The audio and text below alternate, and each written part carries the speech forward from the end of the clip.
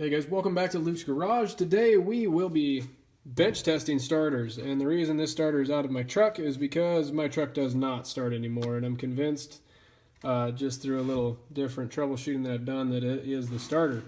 So the point of this video today is to show you how to bench test these to prove that they are indeed not functional anymore or have issues, and then what I'll do is show you the comparison with the brand new one and how much nicer that is. So we'll first go down, pretty basic tools that you'll need to do this safely. Obviously, the biggest one is safety glasses because you're dealing with, electricity and hooking that up to test these out.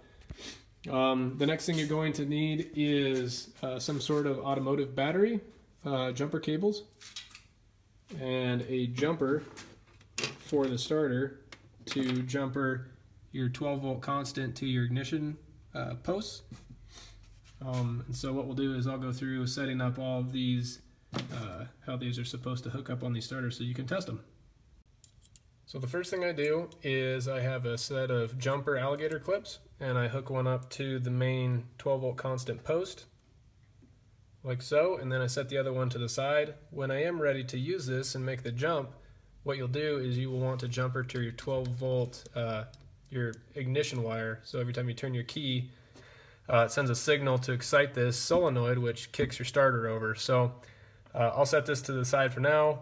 Then you want to take your negative of your battery terminal, and then you also want to take the positive of the battery with your jumper cables. And we will hook that up here, like so, and then it is ready to go. We are hooked up at our battery, and so safety glass is on. And what I want to do is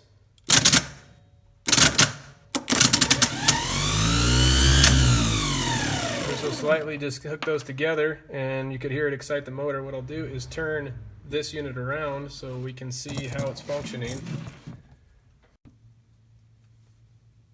Now for a look at the actual motor engaging.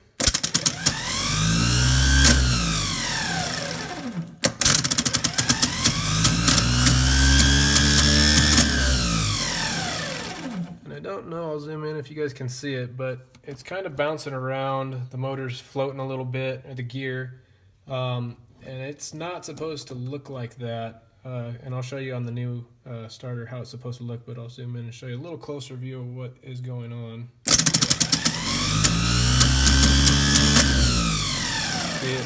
It just sits there bouncing around the whole time. That's enough for me to know that this motor, the starter motor, isn't working properly. It's very similar to the noises that I was hearing on the vehicle when I tried to start it. So I will hook the new starter up the exact same way I've got this one, and I'll show you the difference. The brand new starter is ready to go. We have all of our wiring hooked up, and so we will make the connection.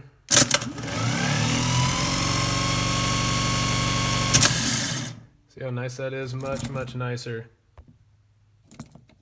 Much smoother. The gearing doesn't bounce around. I'll show you one more time up close.